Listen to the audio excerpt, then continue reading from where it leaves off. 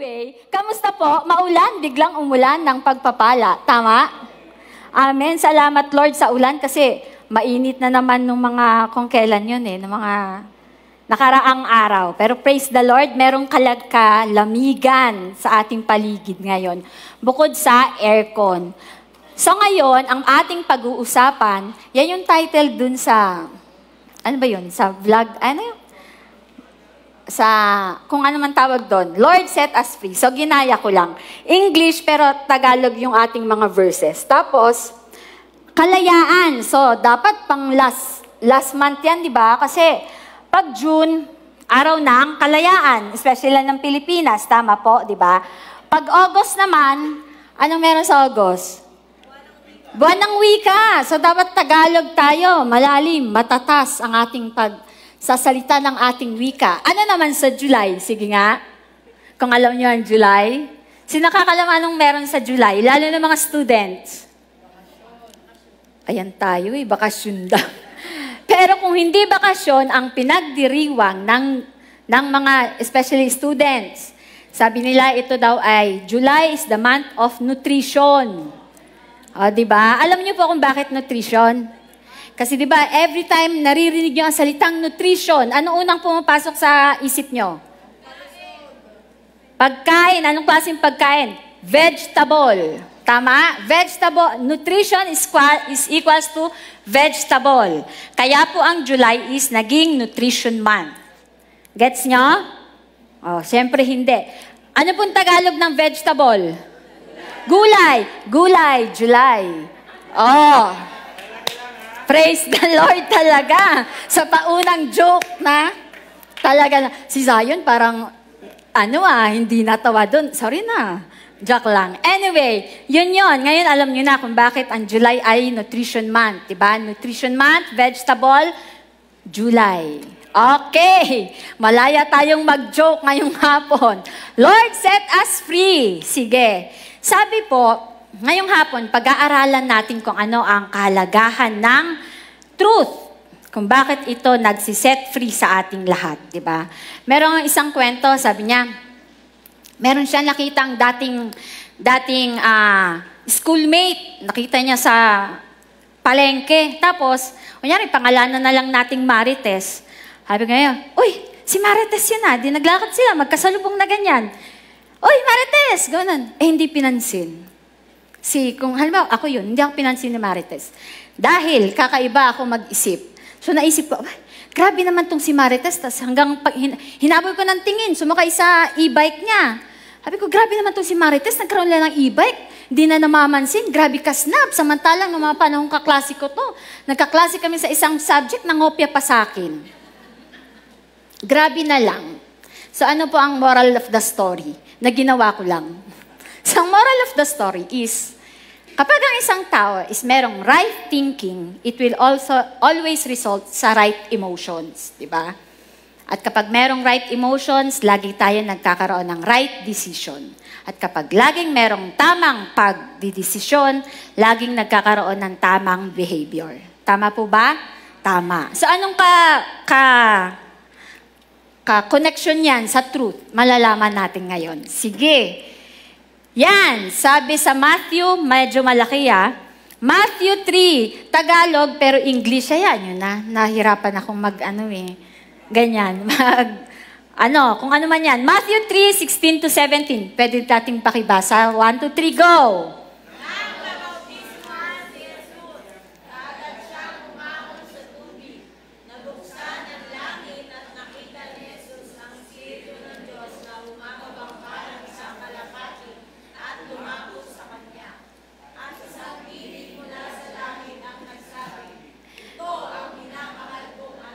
Na lubos kong kinalulugdan. Amen. Sino po ba dito ang nabaptize na sa water? Water baptism. Dami na natin, in fairness Nabilang ko na naman kayo. Out of 87, mga 49. Praise God. At least kahit papano, mataas sa kalahati, di ba? So yung mga tayo pong nabaptize at yung magpapabaptismo sa tubig, alam niyo po ba kung anong nangyayari dyan?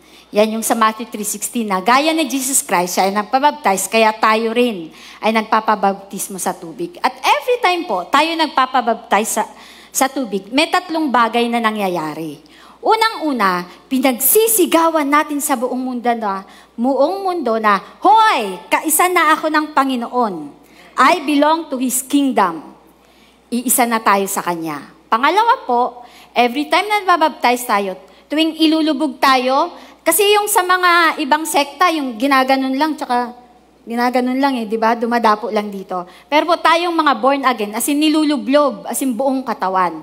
Kasi po, ang symbolism daw po nun ay, tayo ay hinuhugasan sa ating mga kasalanan. Amen po ba?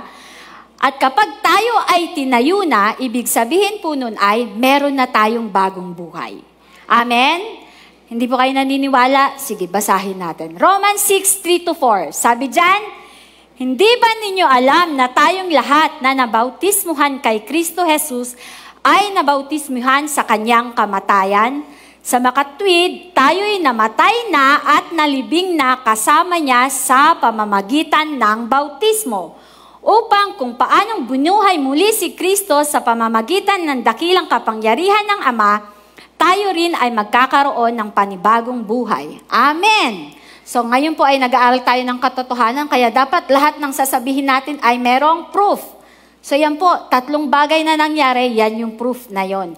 Kaisa na tayo ni Kristo, tayo ay pinatawad na, wala tayong kasalanan, at pangatlo, tayo ay naglalakad na sa panibagong buhay. Amen? Amen. Nung nabaptize po si Jesus Christ, ganyan din yung nangyari sa Kanya. Nung nabaptize po siya, sinasabi ni God the Father na, behold, this is my Son, and I am pleased with Him. So ano pong ibig sabihin nun? Na for 30 years, kasi sabi sa Luke 3, na nag-start si Jesus Christ ng kanyang ministry around 30 years old above siya. Tama po? Nasa Bible po yun. Basahin nyo Luke 2 and 3. Tapos, 12 years old siya, hindi sinabing gumawa siya ng miracle or nag-preach. Ang sabi lang po sa Luke 2, siya ay nakikinig at nakikipagtalastasan sa mga religious teachers. So, hindi pa sinabing nag-preach siya. Kumbaga, meron lang parang debate. Nagtatanong siya at sumasagot siya ng mga tanong rin. So, yun po yung nangyayari noon. Anyway, for 30 years, ganun din si Jesus Christ. Ang alam ng mga tao sa kanyang paligid, ng kanyang pamilya, kapitbahay, buong society, buong community, mga kaibigan, ang alam, ang pagkakilala sa kanya, siya ay anak ng karpintero, anak ni Joseph. Tama po? Nasa Bible yon. Pero, the time na nagpabaptize siya, ang sinabi ni Jesus Christ, eto ang aking anak, lubos akong nasisiyahan sa kanya. Amen po ba? Amen. It is a spiritual position wherein ang Panginoon hindi niya tiningnan kung anong kalagayan ni Jesus Christ nung siya ay bago pa mag-ministry. Ang tiningnan niya kung ano ang posisyon ni Jesus Christ sa kanya, kung ano ang tingin niya. Tama po? Tama. Parang sa atin din. Parang siguro ngayon, may ilan sa atin, marami sa atin, o kung ilan man sa atin, ang nakikita nating sitwasyon, anak ako ng kahirapan, anak ako ng addiction, anak ako ng pornography, anak ako ng katamaran, anak ako ng kasinungalingan. Ganun po ba? Minsan po ba nakikita, nararamdaman ng sarili niyo yun, na anak kayo ng ganun? Kapatid, ngayong hapon, nire-remind tayo ng Panginoon na nung kayo ay nabaptismuhan sa tubig, sinabi niya na, hindi ka anak nun, anak kita at ako'y tuwang-tuwa sa'yo. Amen? Amen. Kaya po, yan po ang ating point number 1. Sabi dyan, hindi pinipili ng Diyos ang iyong posisyon batay sa iyong kalagayan. Yan po ay isang proof na kung ano ang katotohanan. Ang sabi dyan, minsan, yun nga, sinasabi ko, tingin tayo ng tingin kung anong posisyon natin. Talagang anak ng kahirapan, sister eh. Walang-walang laman yung ATM eh. Yung sweldo, dumadaan lang eh. Hindi, sister eh. Talagang medyo anak ng sakit eh. May rayuma, may bukol. Lahat ng sakit. Parang kinuha na. May lagnat, may sipon, may ubo. Hindi sister medyo anak talaga ng addiction Addict sa gadget, addict sa kung ano man, sa inom, sugal at iba pa, addict sa chismis. Anak talaga ng sister The struggle is real, totoo naman. Pero again, sinasabi ng Panginoon, anak, hindi ka na yun. Hindi ka anak nun, anak kita. Kaya sinasabi ngayong hapon sa atin ng Panginoon, hindi ko pinipili, hindi kita pinili, hindi kita tinawag na anak dahil sa kalagayan mo sa mundo. Tinawag kita base sa nakikita ko sa'yo. At ang nakikita ko sa'yo, nung nagpabaptize ka, nung tinanggap mo si Jesucristo bilang iyong tagapagligtas, ikaw ay anak ko na rin. Amen? Amen. Palakpakan nga natin si Lord. Even sa ating mga kasalanan, no? Wala sister kahit na sabihin mo Kahit na sinabi ng Bible, maraming beses na pinatawad na ako ng Panginoon, na mula nung napako si Jesus Christ sa cross, dinala niya na lahat ng sakit, dinala niya na lahat ng kasalanan.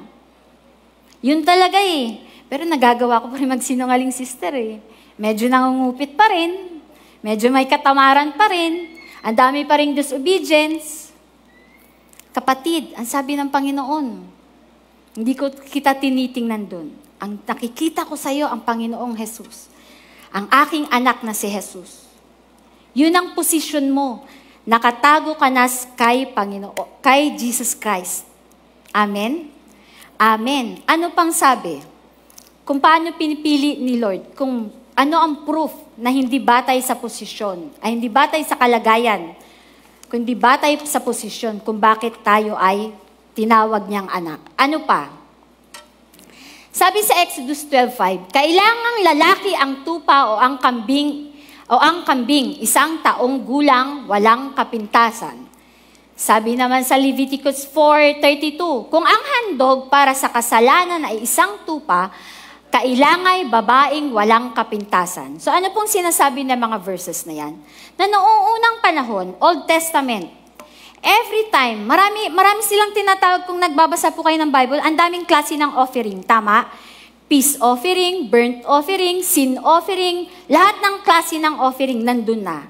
At anong ginagawa nila? Sinasabi ng kanilang mga priest na kapag ikaw ay may gusto ng kapayapaan, mag-offer ka ng kambing na walang blemish.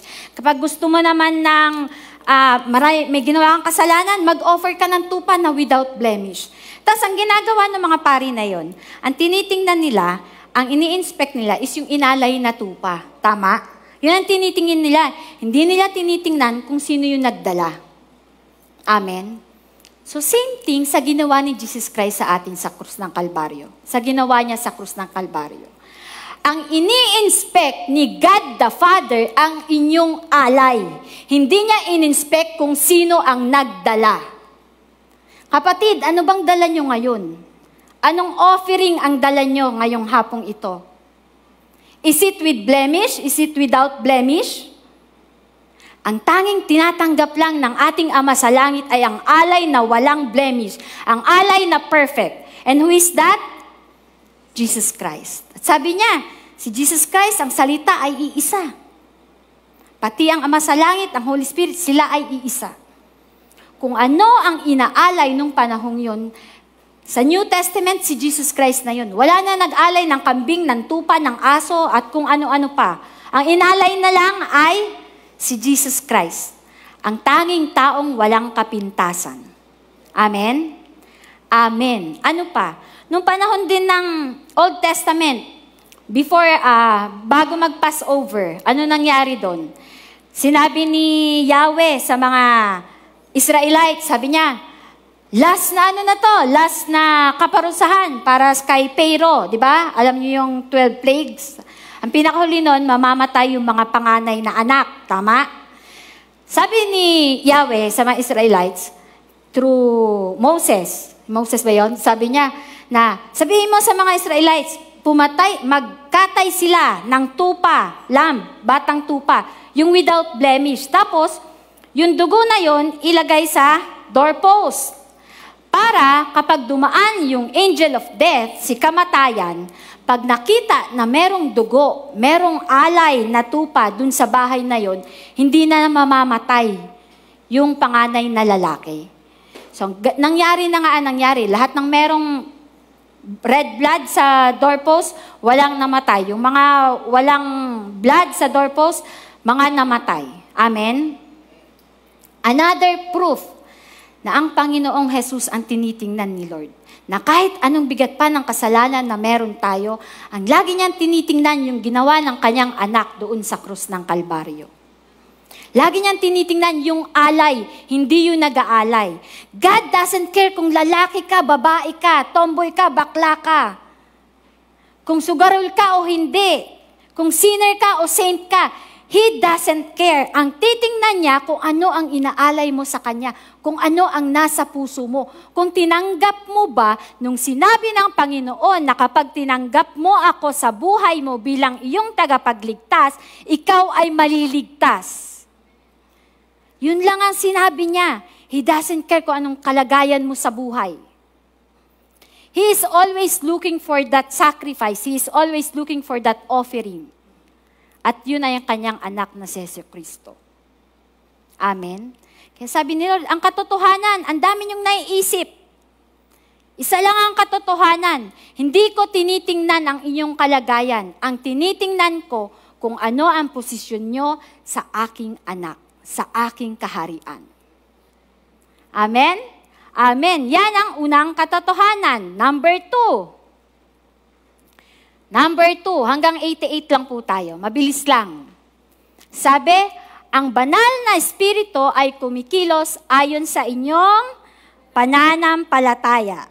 So itong number 1 at number 2, magkadikit to. So kambal sila.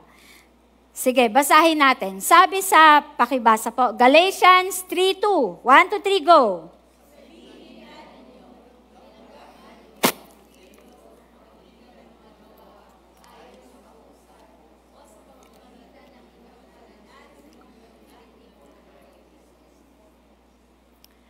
Next.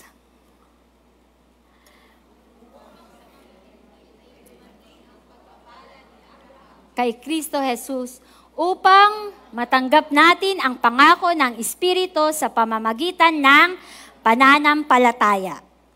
So minsan tayo, ang isip natin, di ba, kapag tinigil ko itong ginagawa kong masama, lalapit sa akin ang Espiritu Santo.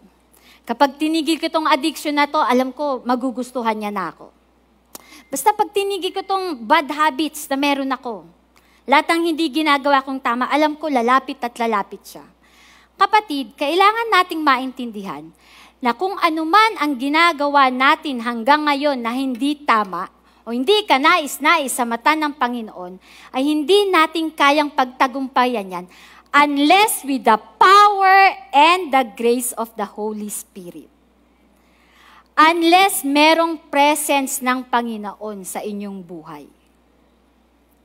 Sabi niya, at si Holy Spirit, nirerespeto niya 2 bagay. Alam niyo kung ano yon? Una, yung free will, yung kagustuhan natin. Diba? Minsan, Lord, no, ako to, relax ka lang dyan, chill ka lang, kaya ko na to. Ganun tayo eh. Hindi nga kikilos sa atin si Lord sa buhay natin. Kasi sabi natin, kaya natin eh. Tapos alam niyo po kung ano yung pangalawa niya nirerespeto? Ang word o ang salita ng Panginoon. So paano niya nirerespeto? Every time na ang nagiging pamantayan natin o ang standard sa ating buhay ay ang salita ng Diyos, every time na, halimbawa, nagbabasa kayo ng Bible, tapos yung kalagayan ng puso niyo sobrang bigat, sobrang maraming isipin, sobrang maraming problema, sobrang, basta, Lord, hindi ko na kaya. Tapos magbabasa ka ng Bible, tapos nabasa nyo, you are healed, you are restored, I will provide for you, I will deliver you. And yet, ganun ang kalagayan nyo, mahirap bang maniwala doon o madali? Yung totoo mahirap, di ba? Pero, every time na 100% naniniwala kayo sa nabasa nyo at pinaniniwalaan nyo yung salita ng Diyos na yon, alam nyo po kung ano nangyari? Sabi ni Holy Spirit, done. You are restored. I will provide for you. You are healed. Sabi niya lang, kailangan mo lang maniwala. Si Holy Spirit, kikilos siya because of the word na pinanampalatayanan nyo. Naalala nyo po sa Genesis, kung nabasa nyo na, Genesis 1, tama ba? Creation. Di ba yung first doon? And the Spirit was hovering the earth. Paikot-ikot daw siya. The earth was without form and full of darkness, kadiliman. May ginawa ba si Spirit that time? Wala naman sabi lang, hovering. Lipad lang siya ng lipad, ikot lang ng ikot. Pero, nung sinabi ng ating Ama sa langit na, let there be light, and there was light. Kung meron pong kadiliman sa buhay nyo, sambitin nyo po, let there be light, at paniwalaan nyo yun, there will be light sa buhay. Holy Spirit works. Kanina, kailangan mo lang maniwala kung anong posisyon mo kay God the Father. Ngayon, sinasabi niya, yes, alam mo posisyon mo, pero panampalatayaanan mo rin na meron kang kahinaan at ang magbibigay sa iyo ng kalakasan at kapangyarihan para mapagwigaan mo lahat ng pangit sa buhay mo ay ang Espiritu Santo. Tawagin mo siya. Be at His presence. Amen? Amen. Ano pa? Sabi niya din, every time na tayo ay nananalangin, ang presensya ng Holy Spirit ay nasa atin, lagi niyang ina-attach yung sarili niya sa Word. Lagi niyang sinusunod, lagi siyang, pag pinaniwalaan mo, yung salitang yun, naka-attach siya sa salita ng Diyos, at yung salita ng Diyos, at yung empowerment ng Holy Spirit, yung power niya, ma-attach din sa inyo. That's how we become victorious. Amen? Amen. So, sabi, Holy Spirit doesn't come on our own efforts. He only comes according to our faith. So, naniniwala po ba kayong kumikilos ang Panginoon, si Holy Spirit sa buhay nyo? Amen. At amen. Next.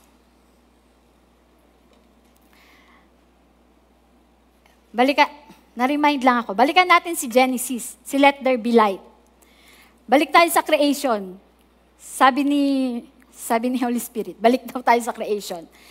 Paano po create? Ilang araw po create ang mundo and everything on it? 6, very good. On the 7th day, ano sabi niya? He rested, di ba? Nagpahinga siya. So even si Lord, tingnan nyo, nagpapahinga. So yung mga overtime, kailangan nating magpahinga rin. Amen? Kasi kailangan yung alagaan ang inyong katawan. Limited lang ang ating katawan. Tama? Hindi po tayo si Superman. Pero kung talagang kaya nyo, meron kayong willpower to do everything you can, why not? Pwede naman. Hindi naman tayo hahadlangan. Tama? Pero sabi niya sa Genesis, napansin niyo po paano create ang mundo at lahat ng bagay sa mundo? Ganto ba? Ganon? Gumaganon ba si God? Gumaganon? Okay, may magic wand? Gumaganyan? Parang hindi naman, no? Paano nag-create si God? Sa pamamagitan ng bibig, salita. Sabi niya, let there be light, and there was light. Let there be fish in the sky. Let there be fish in the ocean. Nagkaroon ng mga isda. Let there be birds in the sky. Ang daming ibon. Let there be animals on the land. Ang daming animals. Lahat ng magagandang bagay. I-separate ang dilim at kaliwanag. Nag-separate ang langit at lupa. Diba? Lahat ng creation, create ng Panginoon nating Ama sa langit sa pamamagitan ng salita. Amen? Kayo po ba kapatid, meron kayong gustong i-create sa buhay nyo? Meron po ba kayong gustong mangyari sa buhay nyo? Nire-remind tayo ng Panginoon na ang inyong mga bibig ay sobrang powerful. Lahat ng lalabas dyan, mabuti o masama, ay merong kapangyarihan. It will create things. It will manifest things. Nagkakatotoo lahat ng sinasabi natin. So ano po ang gusto nyong i-create? Maganda o pangit? Mabuti o masama? Praise the Lord sa ating kapangyarihan na mag-create ng maraming bagay. Maraming mabubuting bagay. Amen? Amen. Parang mahina ang amen. Parang iilan yung may bibig lang. Amen po ba? Amen. Pangatlong proof kung bakit ang katotohanan will set us free. Sabi dyan, laging gagamitin ng dyablo ang totoo upang salakayin ang katotohanan. Hindi ko alam kung tama yung, ano ba yun? Yung, ano ba yung convert? translate ko. Kasi sabi dyan, the true will always attack the truth. So, true and truth. So, anong sabi dyan?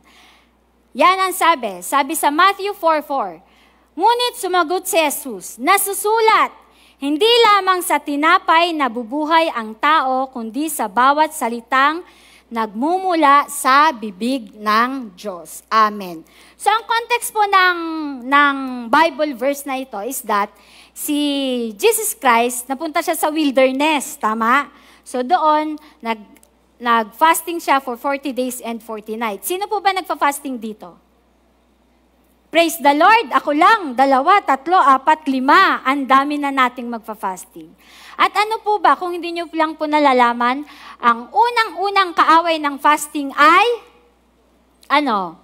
usually laging flesh. At ano sa flesh? Laging ang stomach, ang king stomach. Kasi po, usually, pag fasting is, ang number 1 talagang, ang tawag to? Ini-stop.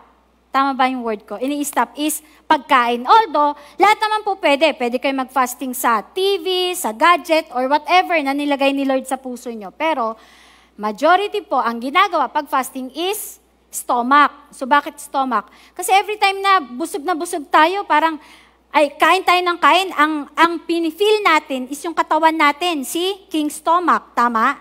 Kaya yung malalaking yung malalaki ang tiyan, di ba? Pag yumuko na ganun, hindi na makita yung paa. So malalaman na natin na talaga ang hari nila ay si king stomach. Praise the Lord, wala yun dito. Amen? Amen, wala. Lahat dito ay talaga namang fit ang katawan. Anyway, ba't ako napunta doon? So si Jesus Christ nagpa-fasting sa wilderness. When you say wilderness, na-imagine nyo po ba? Kasi ginugel ko merong wilderness na pinakita. Maganda man, parang may falls, may mga puno-puno, so on and so forth. Pero may wilderness din na mukhang disyerto. As in, mainit, ganyan. Tapos punong-puno ng buhangin, alikabok, tsaka mga bato-bato. So, to cut the story short, dumating may iba-ibang version sa Bible Sabi, si tempter, may iba, yung demonyo, yung iba, si Satanas. So, iisa lang ang dumating, yung kaaway, which is si Satanas. Sabi dyan, parang tinitempt ni, parang tinitempt. Yung parang, tinutukso, hindi, yung may iba pang word, pero anyway, binubuyo. Salamat, Brother Noli. Parang binubuyo ni Satan si Jesus Christ that time, di ba? Diyan sa wilderness, sabi niya, totoo bang anak ka ng Diyos? Are you really the Son of God? Sige nga, gawin mo ngang tinapay itong bato. Si Jesus Christ, gutom na gutom, di ba? Pero sabi niya, no, hindi lang sa tinapay nabubuhay ang isang tao, di ba? Kundi sa salita ng Diyos. Tama? So, binubuyo si Jesus Christ na, di ka naman totoong anak ng Diyos Kasi kung totoong anak ng Diyos ka, dapat nasa langit ka. Wala ka dito kasama ko sa wilderness na mainit, walang makain at iba pa. In short, minsan ganun din tayo. Madalas ganun tayo. Tama? Si Satanas, binubuyo tayo sa ating kalagayan, kung anong meron tayo. Minsan sinasabi niya, sus, righteous. Di naman, sinungaling ka pa rin nga Sus, righteous. Nangupit ka pa rin nga Nag-uwi ka nga ng calculator galing opisina Righteous. Nagbura ka nga kanina lang Righteous. Pagising mo, nakasinghal ka sa mga anak niyo Righteous. Nagalit ka nga sa asawa mo dahil ang ulam, lechon lang Minsan ganun tayo binubuyo ni Satanas. Lagi niyang ginagamit ang totoo na nangyayari sa buhay natin. Tama? Totoo yun. Totoo yung nararamdaman natin na minsan punong-puno ng kahirapan. Minsan punong-puno ng sakit. Minsan punong-puno ng problema. Kasi nakikita natin, nararamdaman natin. Totoo po yun. Totoo yun at totoong ginagamit yun ni Satanas. Pero mga kapatid, huwag rin nating kalimutan na ang katotohanan ay si Jesus Christ. Amen? Na kapag sinabi niyang hindi lang kayo dapat nabubuhay sa tinapay, kundi sa salita ng Diyos, paniwalaan natin yun.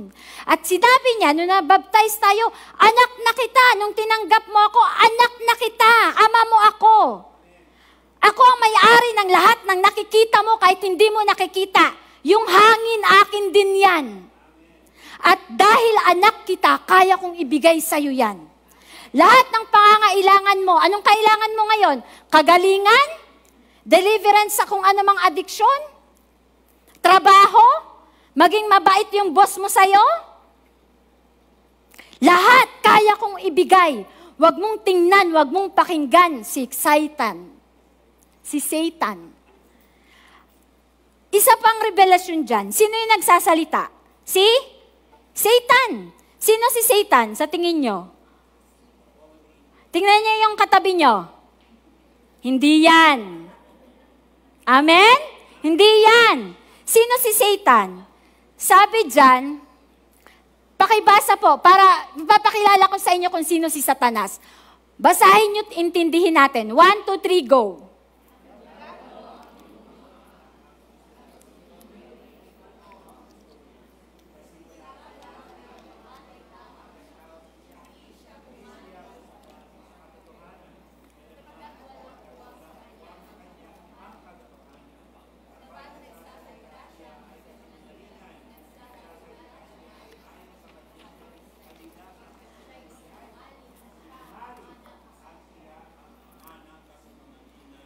Amen. Sabi, sino daw po? Sino si Satan? Si Satan ang ama ng kasinungalingan. Si God the Father ang ama ng katotohanan. Kapag naniwala kayo sa sinasabi ni Satan na, huy, hanggang dyan ka lang. Mahirap ka na forever. Pag pininiwalaan mo daw si Satan, anong sabi? Sinong ama mo? Ang diablo, si Satan. Yan po ang proof, oh. Na every time merong negative thoughts, lahat ng hindi maganda na pinapasok ng diablo sa ating isip ay inyong pinaniniwalaan, ama nyo siya. John 8:44. Dahil siya ang ama ng kasinungalingan. Amen? Yes, mahirap ka. Nakikita mong mahirap ka. Yes, medyo walang trabaho. Yes, wala talagang pera. Yes, masakit talaga ang katawan at iba pa. Yes, addict talaga. Pero anong sabi ni Lord? Yes, magulo talaga ang bahay namin. Wala na, hindi na mag-aayos si nanay at si tatay at mga kapatid ko. Pero anong sabi ni Lord? I am your Jehovah Jireh. I will provide for you. I am your Jehovah Rapha. I will heal you.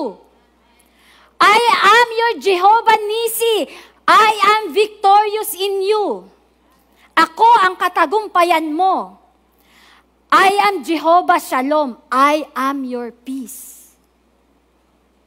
Sa akin lang merong totoong may kapayapaan. Kapatid, lahat ng pangit dyan at dito, hindi kay Lord yan.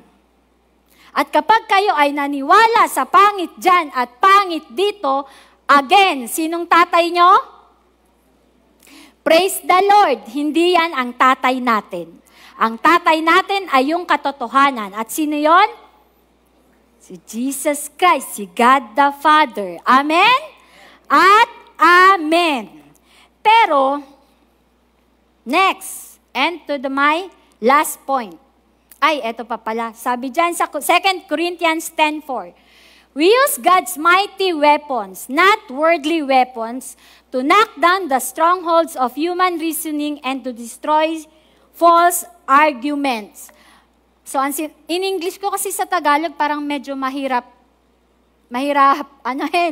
intindihin. So, ang sinasabi lang po dyan, tayo, kahit na nasa flesh tayo, ang panlaban natin sa mga sasama na naiisip natin ay ang salita lang ng Diyos. Hindi by flesh lang natin, kasi hindi natin kaya kung tayo lang. Kaya kanina sa point number 2, na pangalawang katotohanan, kailangan nating manampalataya para kumilos si Holy Spirit sa ating buhay. Amen?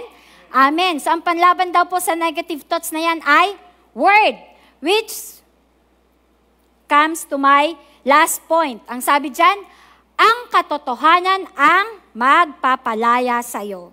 So kanina sinabi natin, na si devil ay ama ng kasinungalingan. Kaya dapat hindi natin siya paniwalaan kasi ang ating ama ay ang ating Diyos Ama sa langit, di ba? So ano nga ba yung negative thoughts? So yung negative thoughts ay yung mga mali. Ano ba yung strongholds na kanina ko pa sinasabi? Di ba? Ang stronghold is yun yung mindset o yung mga bagay-bagay na lahat ng pangit, negative na bagay-bagay, pangyayari at iba pa, na ating naiisip na in the course of time, sa loob ng kung ilang panahon, gaano kahaba ng panahon, nagpatong-patong na, naipon na natin.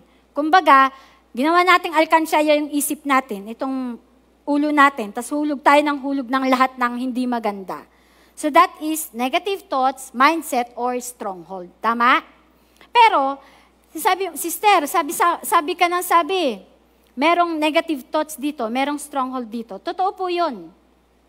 Kasi even us, tayong lahat, lagi naman nararanasan natin yun, di ba? Sister, sabi mo, unang-una, John 8:36, kung ang anak ang magpalaya sa inyo, kayo nga'y magiging tunay na malaya na. Amen? Totoo rin po yan kasi nasa Biblia yan. Sabi dyan sa Bible, kung sinabi ni God, whom the Son sets free is free indeed. Kung sino yung pinilaya ni Jesus, malaya na. Paano po yan nangyayari sa buhay natin? Ganito po yan. Nung ating pong tinanggap si Jesus Christ as our Lord and Savior, Savior tagapagligtas. Pinaniniwalaan natin kung anong ginawa niya dun sa krus ng Kalbaryo, pinatawad na ating kasalanan, kinuha na lahat ng pangit at masama sa mundo, nandun na. Kinuha niyo na, yun, being Savior, na-save niya na tayo. Salvation, binigay niya na sa atin yung regalo na yun. Ano naman po yung Lord? Lord meaning kingship, meron siyang kingdom, at siya ang hari sa kaharian na yun. At lagi nating sinasabi, ang hari, ang utos ng hari ay hindi nababali. Amen? Tanong, doon po, ang utos ng hari, saan natin makikita rin? Sa Bible. Tama? Lahat po ba ng utos doon nagagawa? Ako, aminado hindi. Pero laging madami, malawak, mayaman ang biyaya ni Lord. Na every single day, pinapatawad at naiintindihan niya tayo. Amen? Amen. Balik tayo kay John 8:36. So, paano niya tayo pinalaya? Whom the Son sets free is free indeed. Nung naniwala tayo na si Jesus Christ as ating Lord and Savior, nagkaroon na tayo ng presence ng Holy Spirit. And that presence alone, kung dati ang sa utak natin, merong karpintero, nagbibuild ng pader na kung ano-anong pangit sa buhay natin, binibuild niya, nagbibuild siya ng bahay dito sa utak natin. No, yung karpinterong yon, nung tinanggap niya si Jesus Christ, nawala na. Tinanggal niya, napalayas niya. Presence alone is nagpalayas na ng hindi dapat. Presence alone ay nag-set free na. Presence alone ni Jesus Christ. Amen po ba? Amen. Pero, sister, sabi ka ng sabi, ano ba nga ba yung kalayaan? Paano yung ma-achieve natin? Sige, basahin niyo po. Romans 12:2. 1, 2, 3, go.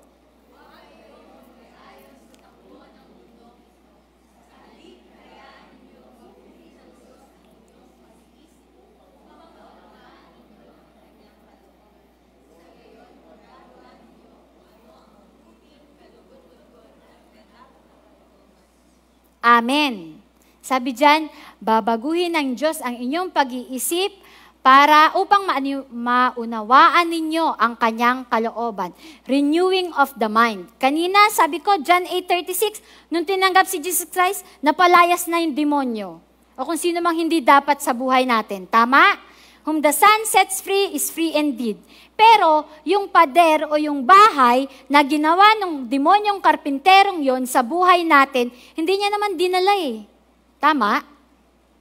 Diba? Kasi kung dala-dala niya yun, sana wala nang negative thoughts na pumapasok sa isip natin. Sana perfect na lahat. Sana wala nang sakit. Sana hindi na ako nahihirapan. Amen? Meron pa po kasing isang paraan. Paano ba yan, sister? How do I renew my mind? Sabi dyan sa John 8:31-32. 1, 2, 3, go. Pakibasa po.